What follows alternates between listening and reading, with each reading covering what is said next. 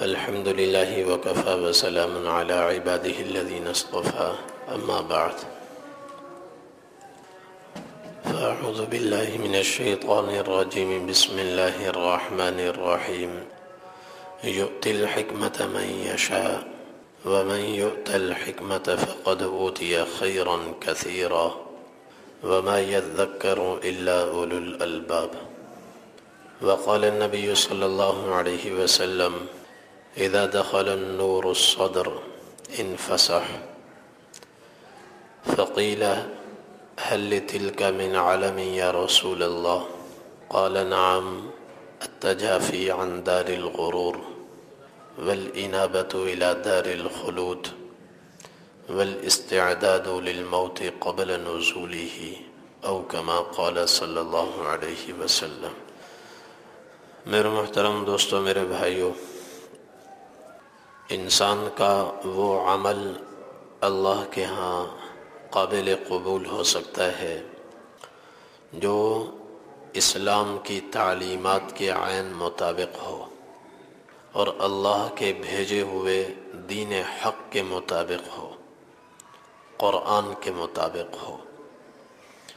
اس سے ہٹ کر کوئی بھی عمل ہو جو قرآن و سنت کی تعلیمات کے خلاف ہو، کتنی ہی نیک نیتی سے کر لیا جائے، وہ عمل اللہ کے ہاں قابل قبول نہیں۔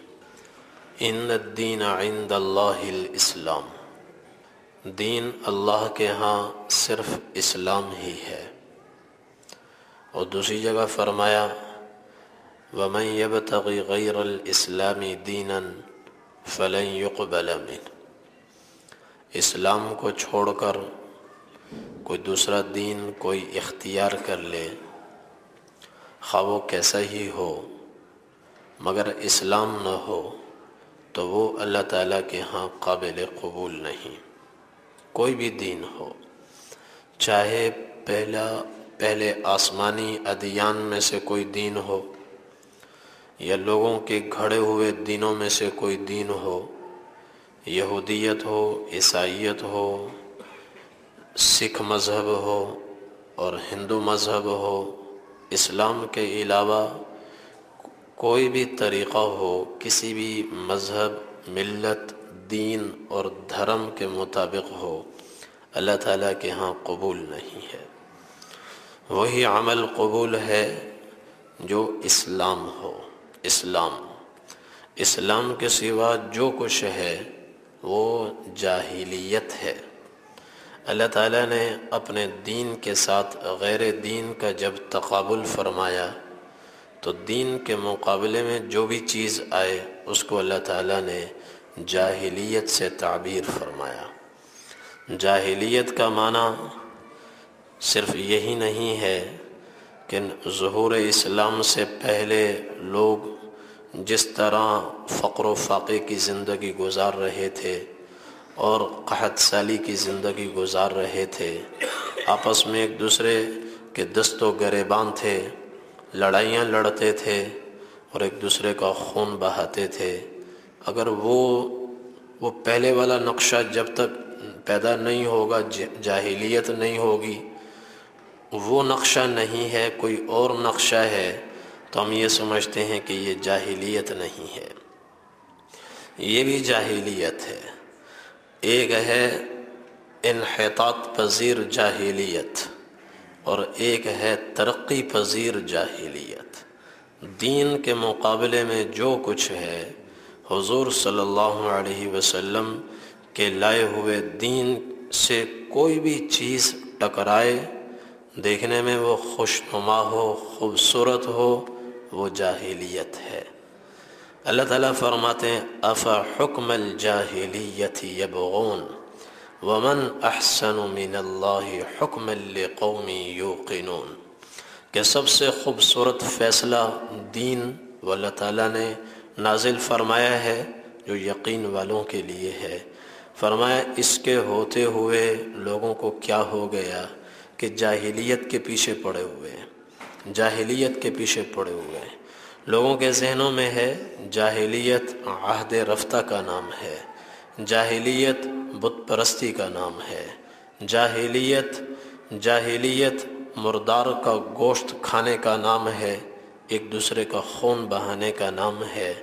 صرف یہی جاہلیت نہیں ہے، بلکہ دین کے خلاف کچھ بھی ہو، کوئی بھی عمل جو حضور صلی اللہ علیہ وسلم کی سنت کے خلاف ہو، دین کے خلاف ہو، وہ جاہلیت ہے۔ اور اللہ تعالیٰ کے ہاں صرف اسلام والا نظام قابل قبول ہے، اس کے سوا کوئی چیز، کوئی عمل قابل قبول اللہ کے ہاں نہیں ہے۔ اور دار و مدار اللہ تعالیٰ کے ہاں کامیابی ناکامی کا اسلام پر ہے۔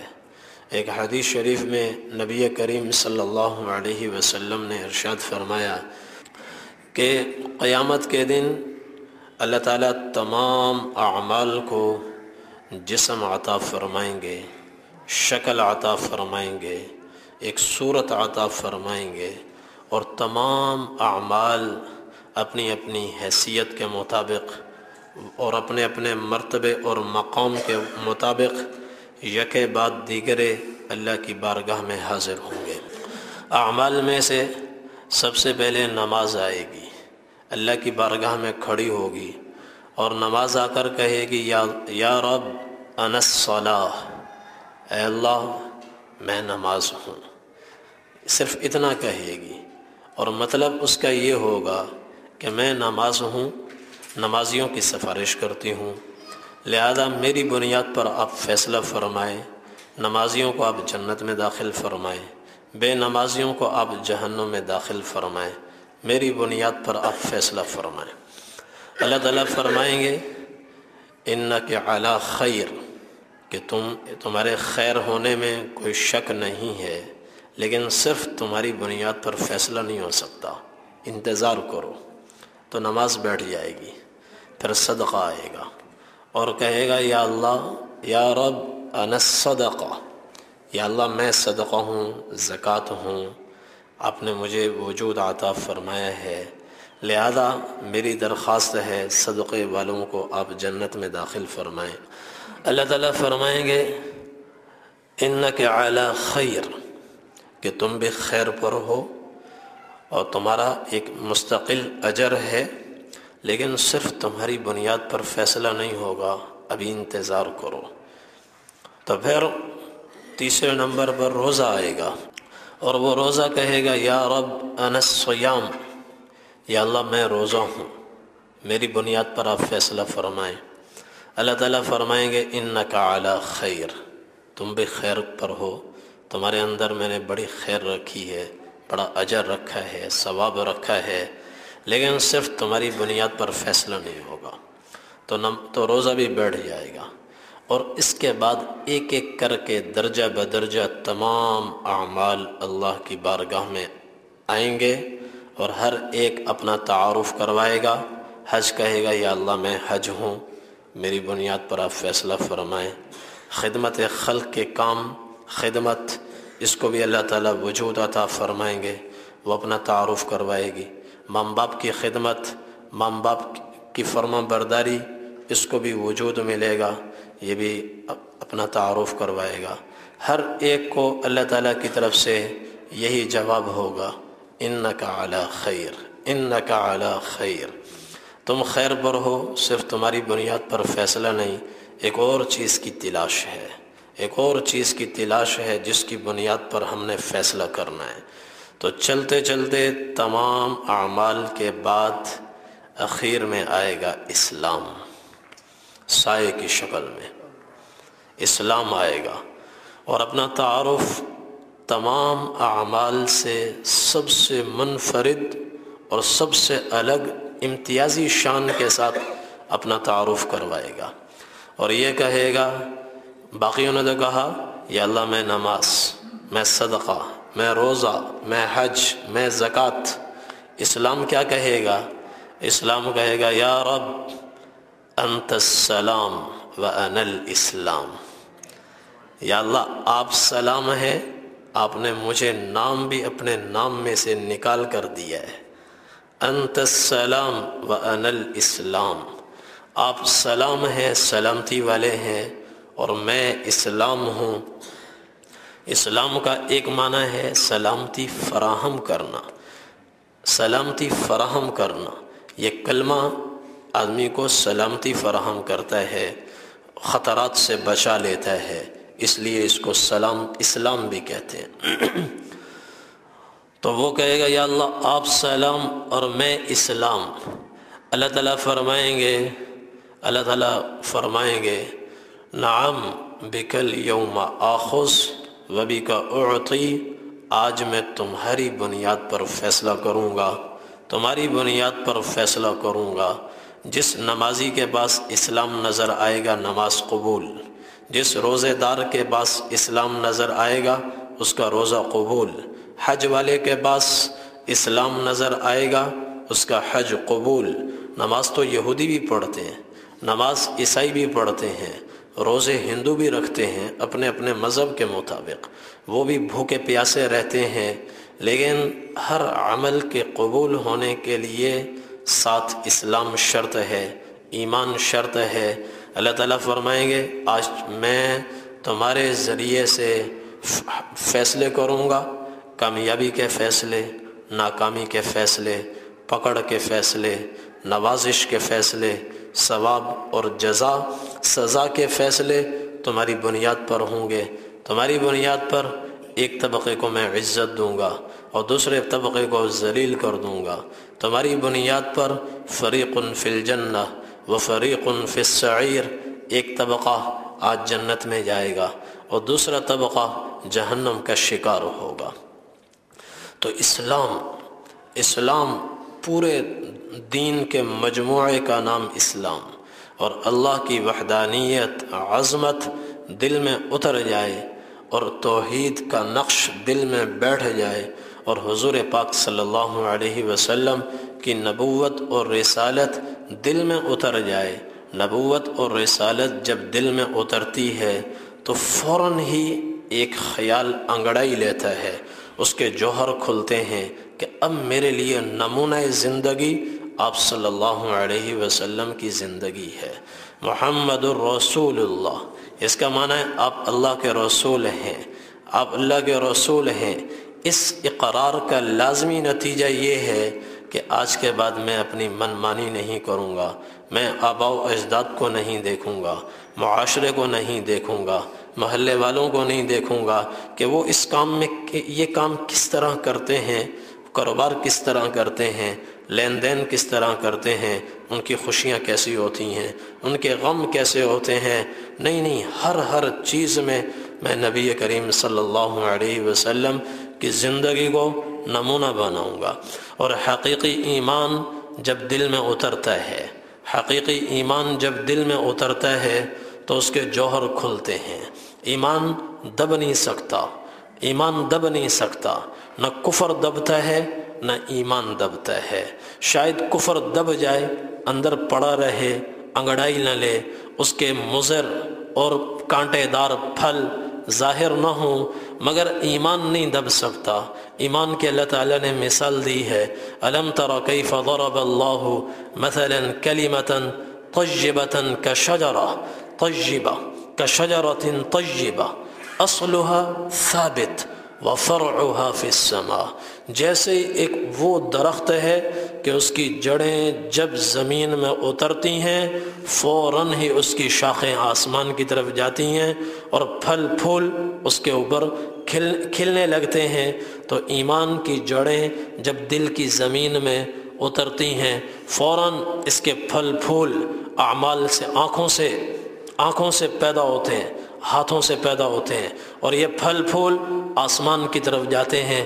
الیہ یصعد الکلم الطیب والعمل الصالح یرفعہ، نیک عمل آسمان کی طرف جاتا ہے، نیک عمل آسمان کی طرف جاتا ہے، مبارک کلمہ جو زبان سے نکلتا ہے وہ بھی آسمان کی طرف جاتا ہے۔ فرمایا اتنی تیزی سے جاتا ہے، جو عمل جتنا زیادہ مبارک ہوتا ہے اتنی تیزی سے جاتا ہے، اور یہ نظام اتنی تیزی سے چلتا ہے۔ یرفع الیہ عمل اللیل قبل عمل النہار، رات کا عمل رات کو ہی پہنچ جاتا ہے، صبح کا انتظار نہیں ہوتا کہ چلو صبح بھیج دیں گے، فرشتے صبح لے جائیں گے، ایسا نہیں ہے۔ وَيَرْفَعُ إِلَيْهِ عَمَلُ النَّهَارِ قبل عمل اللیل، رات کے آنے سے پہلے پہلے دن کا عمل دل میں ہی پہنچ جاتا ہے، دن کا عمل دل میں ہی پہنچ جاتا ہے۔ تو جیسے ہی ایمان کی جڑیں دل میں اترتی ہیں، ایمان سچا ہو، حقیقی ہو، واقعی ہو، تو اس کے پھول کھلتے ہیں اور اس کے آثار ظاہر ہوتے ہیں۔ آپ صلی اللہ علیہ وسلم نے ایک موقع پر قرآن کریم کی یہ آیت تلاوت فرمائی، فَمَن يُرِدِ اللَّهُ أَن يَهْدِيَهُ يَشْرَحْ صَدْرَهُ لِلْإِسْلَامِ، کہ اللہ تبارک و تعالی جس کو ہدایت دینے کا ارادہ فرماتے ہیں اس کے سینے کو وسیع فرما دیتے ہیں، اس کے دل میں کشادگی پیدا ہوتی ہے، دل میں کشادگی پیدا ہوتی ہے، دین کا ہر حکم اس کو مصلحت کے عین مطابق نظر آتا ہے، دین کا ہر حکم اس کے دل میں اترتا چلا جاتا ہے، اس پر کوئی اشکال اس کو پیدا نہیں ہوتا، کوئی اعتراض پیدا نہیں ہوتا، چوں چیرا نہیں کرتا، سمجھ آئے نہ آئے وہ یہی سمجھتا ہے میری سوچ اور سمجھ ناقص ہے، اللہ کا علم کامل ہے اور اللہ تعالیٰ حکمت والے ہیں، حکیم ہیں، اللہ کا کوئی حکم حکمت سے خالی نہیں ہے۔ کچھ حکمتیں سمجھ آ جاتی ہیں، کچھ حکمتیں سمجھ نہیں آتی۔ جو حکمت سمجھ میں نہ آئے اس کا یہ مطلب نہیں ہے کہ یہ حکم حکمت سے خالی ہے، اس کا مطلب یہ ہے کہ ہماری فہم کا قصور ہے، ہمارے فہم کا قصور ہے، ہماری عقل کا قصور ہے، ہمارے ذہن دل و دماغ کی رسائی اس حکم کی حکمت تک نہیں ہو رہی، ورنہ وہ حکم بھی اپنے اندر بے شمار حکمتیں رکھتا ہے۔ تو اللہ تعالیٰ جب کسی کو ہدایت دینا چاہتے ہیں، آپ نے فرمایا اللہ تعالیٰ قرآن میں اللہ تعالیٰ اس کے سینے کو کشادگی عطا فرماتے ہیں، وسیع فرماتے ہیں۔ صحابہ نے عرض کیا یا رسول اللہ هل لتلک من علم، اللہ کے رسول اس کی کوئی علامت ہے کہ فلاں آدمی کا سینہ اندر سے کھل چکا ہے، سینہ کھل چکا ہے؟ اس لیے کہ یہ ایک معنوی چیز ہے، حسی چیز نہیں ہے، حسی چیز نہیں ہے کہ ایمان اندر آئے تو چھاتی ایک دم چوڑی ہو جائے، ایسا نہیں ہے، ایک معنوی چیز ہے، وہ اس کا حجم سائز وہی ہوتا ہے، مگر اللہ تعالیٰ اس میں وسعت پیدا فرما دیتے ہیں، گنجائش پیدا فرما دیتے ہیں، سینے کو وسیع فرما دیتے ہیں، اور جو چیز مخفی ہو، آنکھوں سے اوجھل ہو، تو وہ اپنی علامات کے ذریعے سے پہچانی جاتی ہے۔ تو صحابہ نے عرض کہ یا رسول اللہ کوئی علامت جس سے ہمیں پتہ چلے کہ سینہ اس کا کشادہ ہو گیا، اور سینہ کیوں کشادہ ہوا؟ ایمان کا نور دل میں اتر گیا، ایمان کا نور دل میں اتر گیا۔ آپ نے فرمایا ہاں علامت ہے، وہ علامت کیا ہے؟ التجافی عن دار الغرور والانابۃ الى دار الخلود والاستعداد للموت قبل نزولہ۔ پہلی علامت یہ ہے ایمان کی جیسے ہی روشنی دل میں اترتی ہے، ایمان کا نور دل میں اترتا ہے، دنیا کی قلعی کھل جاتی ہے، دنیا کی حقیقت کھل جاتی ہے، آخرت کی بھی حقیقت کھل جاتی ہے، آخرت کی پائیداری اس کو نظر آتی ہے، اور آخرت کا ابقا ہونا اور دنیا کے مقابلے میں بدرجہ افضل ہونا وہ اس کو نظر آتا ہے۔ دنیا کی حقیقت کھلتی ہے، آخرت کی حقیقت کھلتی ہے۔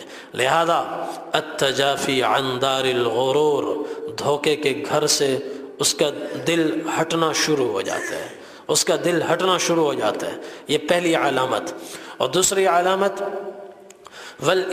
والاستعداد والانابۃ الى دار الخلود، اس کو آخرت کے شوق لگ جاتے ہیں، آخرت کے شوق لگ جاتے ہیں، ہر کام وہ اس نیت سے کرتا ہے کہ اس کی آخرت بہتر سے بہتر ہو جائے، بڑی سے بڑی ہو جائے۔ دنیا کی زندگی چند روزہ زندگی ہے، یہ تو کسی طرح سے بھی گزر جاتی ہے، آخرت خدا نخواستہ اگر بگڑ گئی تو آدمی کی ناکامی ہلاکت ہمیشہ کے لیے ہوگی، اس لیے دنیا سے ہٹتا ہے، آخرت کی طرف اس کا دل کھنچنے لگتا ہے۔ اور تیسری چیز والاستعداد للموت قبل نزولہ، موت سے پہلے وہ موت کی تیاری میں لگ جاتا ہے، موت سے پہلے موت کی تیاری میں لگ جاتا ہے۔ ایمان کا نور جیسے ہی دل میں اترا فوراً یہ 3 آثار پیدا ہو گئے۔ ایمان کا نور دل میں اترے اور زندگی بالکل پہلے کی طرح ہو، یہ ہو نہیں سکتا۔ فوراً ہی تبدیلی آنی شروع ہو جاتی ہے، منٹوں میں تبدیلی، منٹ بھی زیادہ ہے، سیکنڈ میں تبدیلی آتی ہے۔ آپ صلی اللہ علیہ وسلم نے ایک سریہ لشکر روانہ فرمایا نجد کی طرف، تو صحابہ کا ایک چھوٹا سا سریہ چھوٹی سی جماعت کو کہتے ہیں، تو وہ گئے تو بنو حنیفہ کا ایک آدمی ان کے ہاتھ لگا، یمامہ بن اوصال جو اپنے قبیلے یمامہ کا بڑا سردار تھا۔ صحابہ اس کو لے کر آئے اور مسجد نبوی میں ایک ستون تھا، اس کے ساتھ لا کر ان کو باندھ دیا تاکہ یہ مسلمانوں کی روزمرہ زندگی کو دیکھیں، قریب سے اسلام کا، مسلمانوں کا مطالعہ کریں اور حق ان پر واضح ہو۔ تو مسجد نبوی کے ستون کے ساتھ ان کو باندھا۔ ایک دن نبی کریم صلی اللہ علیہ وسلم گھر سے تشریف لائے اور مسجد میں جب تشریف لائے تو ان کے پاس سے گزرے۔ پہلا دن آپ نے فرمایا ما عندک یا ثمامہ کیا خیال ہے، اسلام لاؤ گے یا نہیں لاؤ گے؟ تو انہوں نے کہا عندی یا محمد واللہ خیر، اللہ کی قسم میرے دل میں ایک اچھی پیشکش ہے اگر آپ سننا چاہیں۔ آپ نے فرمایا بتاؤ کیا ہے پیشکش؟ عرض کیا ان تقتل ذا دم وان تنعم علی شاکر وان کنت ترید المال فسل تعط منہ ما شئت، اگر آپ مجھے قتل کریں گے تو میرا خون کبھی رائگاں نہیں ہوگا، میری قوم بڑی طاقتور ہے، وہ ضرور بدلہ لے گی، اور اگر آپ احسان کریں گے تو میں خوددار آدمی ہوں، مروت والا ہوں، احسان اپنی گردن پر نہیں رکھوں گا، ضرور اس کا بدلہ چکاؤں گا، اور اگر آپ کو مال چاہیے، فدیہ چاہیے، آپ بتائیں کتنے پیسے چاہیے، ہم آپ کو اتنے پیسے دے دیں گے، آپ مجھے آزاد فرمائیں۔ نبی کریم صلی اللہ علیہ وسلم خاموش ہو گئے، کوئی جواب نہیں دیا۔ آپ نے جا کر نماز پڑھائی اور دن بھر کے جو معمولات تھے آپ بھی اس میں مصروف رہے، مسلمان بھی اس میں مصروف رہے۔ دوسرے دن جب نبی کریم صلی اللہ علیہ وسلم تشریف لائے، دوسرے دن ان سے پوچھا اب بتاؤ کیا خیال ہے؟ اس نے پھر وہی 3 باتیں کہیں کہ اگر آپ مجھے قتل کریں گے تو میرا خون ضائع نہیں ہوگا، احسان کریں گے تو میں بدلہ چکاؤں گا، اور اگر آپ کو مال چاہیے، پیسہ چاہیے تو بتائیں میں آپ کو دے دوں گا۔ آپ صلی اللہ علیہ وسلم پھر خاموش ہو گئے۔ تیسرے دن پھر وہاں سے گزر ہوا، آپ نے ان سے پوچھا اب کیا ارادہ ہے؟ انہوں نے پھر وہی بات کہی کہ میرا خون ضائع نہیں ہوگا، احسان کرو گے تو چکاؤں گا، اور اگر مال چاہیے تو آپ بتا دیں میں آپ کو فراہم کر دیتا ہوں۔ آپ صلی اللہ علیہ وسلم نے صحابہ سے فرمایا کہ ان کو کھول دو اور ان کو آزاد کر دو، ایسے ہی آزاد کر دو بغیر کسی فدیے کے، چونکہ مقصد 3 دن ان کو مسجد میں رکھ کر اسلام کی حقانیت کو قریب سے دکھانا تھا، مقصد سزا دینا نہیں تھا، مقصد ذلیل کرنا نہیں تھا، اسلام کی حقانیت دکھلانا تھا۔ تو 3 دن آپ صلی اللہ علیہ وسلم نے ان کو دین دکھایا، مسلمانوں کے معمولات، نماز، تعلیمات ان کے کانوں میں گئیں، اپنی آنکھوں سے اس کا مشاہدہ کیا، اور 3 دن کے بعد آپ نے فرمایا ان کو چھوڑ دو۔ صحابہ نے ان کو چھوڑ دیا تو وہ مسجد سے باہر نکلے، قریب آگے ایک نخلستان تھا، اس میں ایک چشمہ تھا، اس چشمے سے وضو کیا اور واپس گھوم کر مسجد نبوی میں داخل ہوئے اور اعلان کیا اشہد ان لا الہ الا اللہ وان محمد رسول اللہ۔ مسلمان ہوئے، کلمہ پڑھا اور کلمہ اندر اترا۔ اب اس کا انقلاب دیکھیں، کیا تبدیلی آئی۔ عرض کہ یا رسول اللہ واللہ ما کان علی وجہ الارض وجہ ابغض الی من وجہک فاصبح وجہک احب الوجوہ کلہا الی۔ اللہ کی قسم یا رسول اللہ، اظہار اسلام سے پہلے روئے زمین کے تمام چہروں میں سب سے زیادہ میرے نزدیک قابل نفرت چہرہ العیاذ باللہ آپ کا تھا، اور اب جب سے میں نے کلمہ پڑھا ہے روئے زمین کے تمام چہروں میں سب سے محبوب چہرہ میرے ہاں آپ کا ہے۔ اور پھر کہا واللہ ما کان من دین ابغض الی من دینک فاصبح دینک احب الادیان کلہا۔ اے اللہ کے رسول، اب سے پہلے روئے زمین کے تمام مذاہب میں، دینوں میں سب سے قابل نفرت دین میرے ہاں آپ کا دین تھا، اور اب جب کلمہ پڑھا ہے دنیا جہان کے تمام دینوں میں، مذاہب میں سب سے محبوب ترین دین وہ آپ کا ہے۔ اور پھر کہا اسلام لانے سے پہلے، کلمہ پڑھنے سے پہلے میرے ہاں تمام شہروں میں سب سے زیادہ مبغوض شہر آپ کا شہر تھا، اور اب جب کلمہ پڑھا ہے تو محبوب ترین شہر بھی آپ کا ہو گیا ہے۔ ایمان اندر اترا، فوراً ہی اس کے جوہر کھلے، فوراً جوہر کھلے کہ مبغوض ترین چیز محبوب ترین چیز بن گئی، کہ اشیاء میں جو چیز سب سے نیچے تھی وہ اٹھ کر سب سے اوپر آ گئی، بالکل 100% انقلاب، 100% انقلاب۔ یہ ہے لا الہ الا اللہ محمد الرسول اللہ۔ جب ایمان، حقیقی ایمان اندر اترتا ہے تو اس کے جوہر کھلتے ہیں، اس کے جوہر کھلتے ہیں، اور وہ اس کے اثرات باہر آتے ہیں۔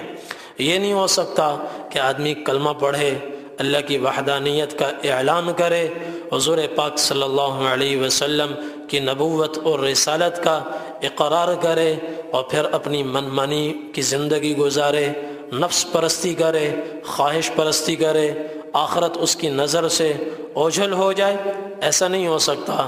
آپ نے فرمایا انما اخاف علی امتی الہوی وطول العمل، کہ مجھے اپنی امت کے بارے میں سب سے زیادہ خطرہ دو باتوں کا ہے۔ ایک یہ کہ کہیں امت نفس پرستی میں مبتلا نہ ہو جائے، خواہش پرستی میں مبتلا نہ ہو جائے، نفس کی غلام نہ بن جائے، اور دوسرا طول العمل، لمبے لمبے منصوبے، 10 سال بعد کے منصوبے، 20 سال بعد کے منصوبے بنانے لگے، اپنی ذات سے متعلق، اپنی موت سے غافل ہو کر۔ فَأَمَّا الْهَوَى فَيَصُدُّ عَنِ الْحَقِّ، آپ نے فرمایا کہ جب آدمی نفس پرستی میں مبتلا ہوتا ہے اور اپنے نفس کا غلام بنتا ہے تو وہ حق سے دور ہو جاتا ہے، پھر وہ حق کی پیروی نہیں کر سکتا، یا قرآن کی مانے گا یا اپنے نفس کی مانے گا، یا دل کی مانے گا یا حضور صلی اللہ علیہ وسلم کی سنت کی پیروی کرے گا۔ ایسا نہیں ہو سکتا کہ نفس پرستی بھی ہو اور دین پرستی بھی ہو، یہ نہیں ہو سکتا۔ فَأَمَّا الْهَوَى فَيَصُدُّ عَنِ الْحَقِّ، یہ نفس پرستی آدمی کو دین سے دور کر دیتی ہے۔ وَأَمَّا طُولُ الْعَمَلِ فَيُنْسِ الْآخِرَةَ، اور جب آدمی لمبے لمبے منصوبے بنانے لگتا ہے تو آخرت اس کی نظروں سے اوجھل ہو جاتی ہے، آخرت نظروں سے دور ہو جاتی ہے، اور جب آدمی کی آخرت نظروں سے دور ہو جائے تو بھی یہ انسان کے لیے سب سے بڑا فتنہ بن جاتا ہے۔ نفس پرستی میں مبتلا ہو جائے، یہ بھی سب سے بڑے فتنے میں مبتلا ہو جاتا ہے۔ تو ایسا ہو نہیں سکتا کہ ایمان اندر جائے اور آدمی خواہش کا غلام بنے، آخرت سے غافل ہو جائے۔ آخرت کا استحضار اور دین کی اتباع یہ ایمان کا لازمی حصہ ہے۔ آپ صلی اللہ علیہ وسلم نے ارشاد فرمایا لا یؤمن احدکم حتی یکون ہواہ تبعا لما جئت بہ، کوئی آدمی اس وقت تک مومن نہیں ہو سکتا، مسلمان نہیں ہو سکتا جب تک کہ اس کی خواہشات میرے لائے ہوئے دین کے عین مطابق نہ ہو جائیں، خواہشات دین کے سانچے میں نہ ڈھل جائیں، اس وقت تک کوئی آدمی کامل مومن نہیں ہو سکتا، مسلمان نہیں ہو سکتا۔ اللہ تعالیٰ ہم سب کو توفیق عمل نصیب فرمائے۔ وآخر دعوانا الحمد للہ رب العالمین۔